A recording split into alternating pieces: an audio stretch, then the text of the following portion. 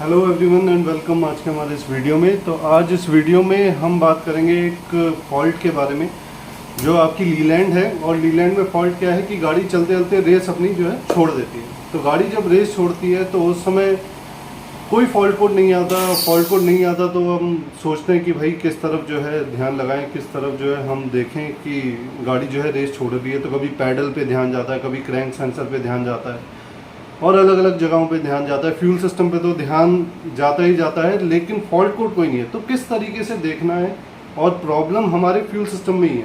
Problem घूम फिर के होती उन्हीं चीज़ों में है, बट उसको डायग्नोस करना, क्योंकि जिस समय कस्टमर आपके पास आता है वो उम्मीद से आता है कि जहाँ नस दबी हुई है ये उसी नस को पकड़ेगा। लेकिन होता क्या है कि ये बदल दो, वो बदल दो, ये सेंसर ले आओ। अब सेंसर वो कहीं से ले आया तो रिप्लेस वापस नहीं होगा। और सेंसर कोई भी आजकल उठा लो 2500, 3000, 1600 ऐसे स्टार्ट है। तो कैसे डायग्नोस करना है बेसिकली ये वीडियो उस पर है, और फिर कैसे उसको हमने ठीक किया। तो आई होप इस वीडियो से आप सीखेंगे कि डायग्नोसिस कैसे करनी है। बढ़ते हैं वीडियो में। Thank you. अब देखो यहाँ पे हमने जो है बहुत सारी वैल्यूज़ ले ली हैं मेजरमेंट्स में। ये बेसिक वैल्यूज़ हैं जो आपको हमेशा चूज़ करनी है। अगर आप मेजरमेंट कर रहे हो, वीडियो देख रहे हो, तो इस चीज़ को अच्छे से देख लेना, हल्के में मत लेना, नहीं तो फिर जो है फील्ड में आप हल्के पड़े आओगे। क्या है, सबसे पहले बैटरी वोल्टेज है, इंजन स्पीड है, व्हीकल स्पीड है, फिर कैमशाफ्ट रिवॉल्यूशन है, engine injector timing, rail pressure यानी रेल का जो प्रेशर है वो, फ्यूल पंप का ड्यूटी साइकिल और बूस्ट प्रेशर। तो बूस्ट प्रेशर हमें बताता है इंजन में कितनी हवा जा रही है। ड्यूटी साइकिल पंप का यानी पंप में जो मीटरिंग यूनिट लगा रहता है उसके बारे में बताता है। रेल प्रेशर कि भाई रेल में कितना प्रेशर है। कैमशाफ्ट कितने रिवॉल्यूशन ले रहा है, कितने चक्कर है कैमशाफ्ट के। व्हीकल स्पीड क्या है, और इंजन स्पीड यानी जो क्रैंक के आरपीएम है वो, और बैटरी वोल्टेजेस तो यानी बैटरी का वोल्टेज। अब यही बेसिक चीज़ें होती है जो हमें हमेशा चेक करनी होती है। अभी गाड़ी चल रही है और इस समय हमने लैपटॉप लगा रखा है और इस समय सारी चीज़ें ओके हैं, बट गाड़ी में इशू क्या आता है कि गाड़ी जो है चलते चलते एक्सेलरेटर छोड़ रही है। तो छोड़ रही है, तो अब हमने जब नॉर्मली इसको खड़ी गाड़ी को चेक किया तो कोई दिक्कत नहीं थी।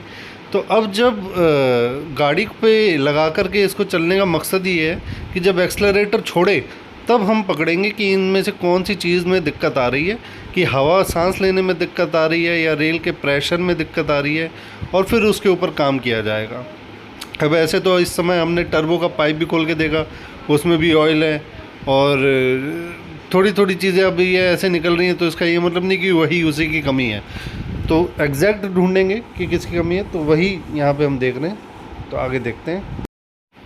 तो अगर यहाँ पे मैं वीडियो पूरी दिखाता तो देर हो जाती, इसमें काफ़ी टाइम लगा था। तो यहाँ पे देखिए रेल प्रेशर इस समय गिर करके एकदम से जो है पीछे रिवाइंड करिए और तब देखना, और अभी देखना इस पॉइंट पे गिर करके 100, 115, 108 पे आ गया है, जबकि मिनिमम रेल प्रेशर जो है वो चाहिए होता है 300 बार। अब यहाँ पे देखिए आप और पैरामीटर्स को देखिए, अदर पैरामीटर्स को। इंजन आरपीएम है यानी इंजन आपका चालू है पूरा, आपके जो है बैटरी वोल्टेज एकदम ओके है, कैमशाफ्ट के रिवॉल्यूशन ओके है। यहाँ पे ड्यूटी साइकिल जो है मीटरिंग यूनिट को, आम तौर पे क्या होता है जब नीचे गिर जाता है आपका प्रेशर, तो क्या है ड्यूटी साइकिल जो है वो कम हो जाती है ताकि प्रेशर ज़्यादा हो सके। लेकिन ये कंडीशन ऐसी है कि ईसीयू को लग रहा है कि भाई अभी गाड़ी स्टार्ट हो रही है, क्योंकि प्रेशर जो है गाड़ी स्टार्ट करते समय पहले 50, 100, 150 ऐसे पे पहुंचता है। तो इस वजह से ड्यूटी साइकिल को कमांड नहीं मिल रहा है कि आप जो है इसका प्रेशर बढ़ाएं। तो इस वजह से प्रेशर जो है बढ़ाने का कमांड भी नहीं मिल रहा।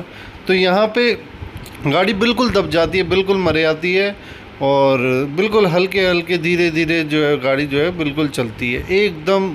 आप समझ लीजिए जैसे अभी आप व्हीकल स्पीड भी देख लीजिए, कुछ भी नहीं आ रही है, क्योंकि गाड़ी रेंगती है इस कंडीशन में। तो अब यहाँ पे हम देखेंगे कि हमने फिर इसके लिए क्या किया, क्योंकि देखिए यहाँ पे जो है समझने वाली बात है। पर यहाँ पे एक और चीज़ यहाँ पे आपको देखने को मिलेगी कि जब हम गाड़ी को ऑफ़ करके ऑन करते हैं तो एकदम से जो है हमारा वापस से सारी चीज़ें जो है एक्यूरेट उस पर आ जाती हैं। लेकिन खैर वो इस वजह से ऐसा लगता है कि वायरिंग का इशू है या क्या कहते हैं ईसीयू का इशू है, इसीलिए किसी ने इसमें पैडल बदल दिया। बहुत जगह से होकर के गाड़ी जो है यहाँ पे पहुँची है हमारे पास।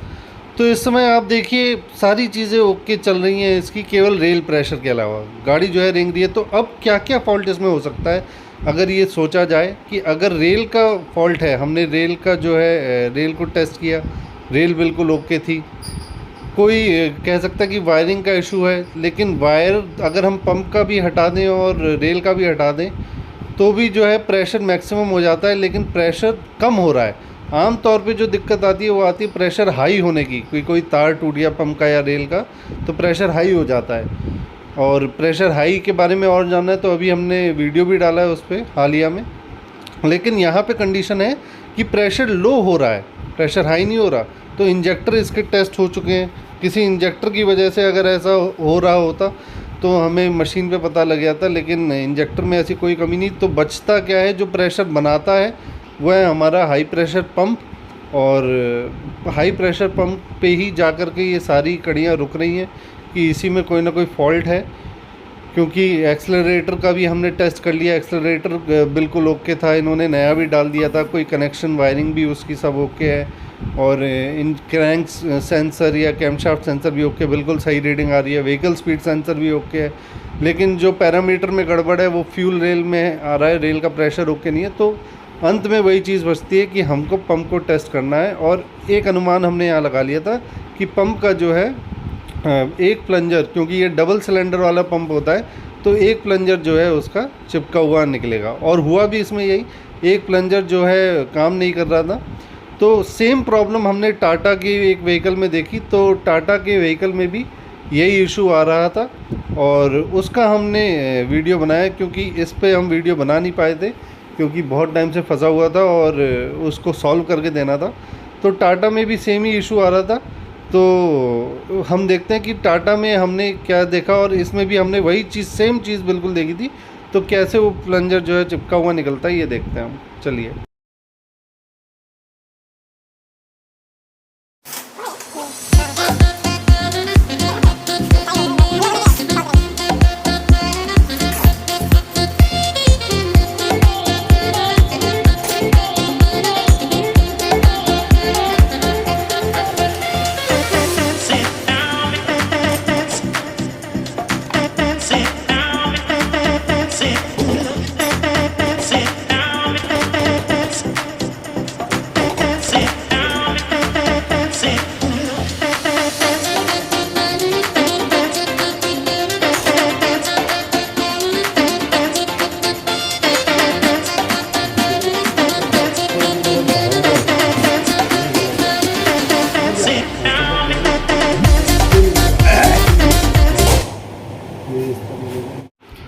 ये प्लंजर है पंप का, और देखिए इसका जो मेन ये प्लंजर है जो ब्लैक कलर का है, ये पूरा ऊपर की तरफ चिपका हुआ निकला है। तो इस तरीके से जब वैक्यूम बन जाता है, अंदर एयर फंस जाती है, तो ये प्रॉपर डीजल नहीं देता है और फिर ये प्रॉब्लम आती है।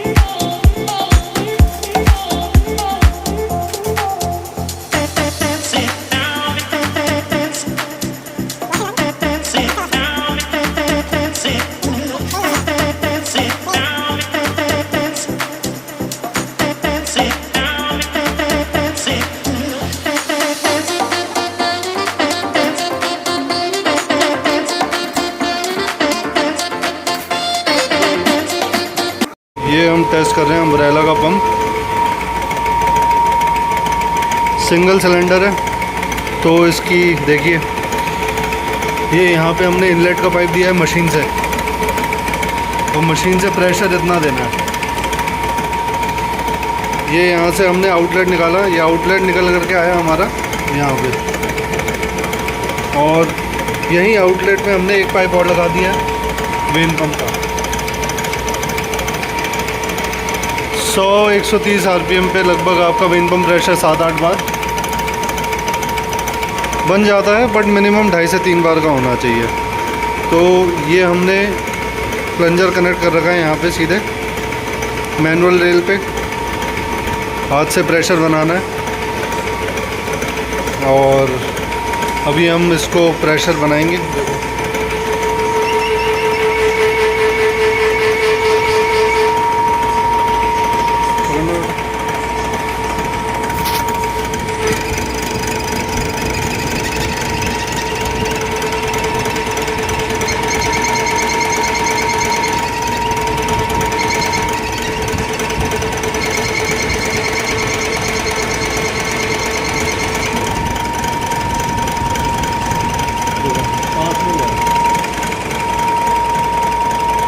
कम करेंगे प्रेशर बढ़ेगा।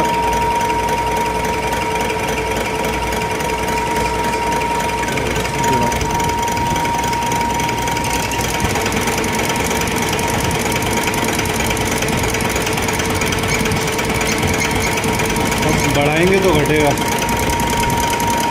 ये मीटरिंग यूनिट से हो रहा है, ये मीटरिंग यूनिट से हो रहा है।